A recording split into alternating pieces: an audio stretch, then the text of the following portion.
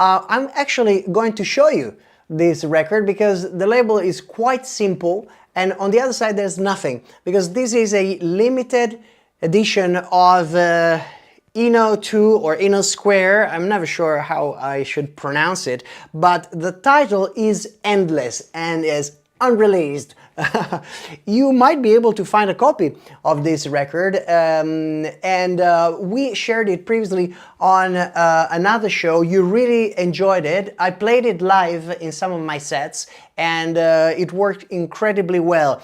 It's a blend of an interesting famous sample, and it came to life thanks to the cooperation of a good pool of artists led by Valtorino, but not only. So definitely this is a project to keep your eyes and ears on. I'm not going to spoil it or take any more time. We're gonna enjoy together Eno 2, Eno Square, Endless. Enjoy! Streaming live from the XYZ Creative Center in beautiful Conegliano, Italy. 0 to 100, we're moving from mellow vibes to peak hour bangers.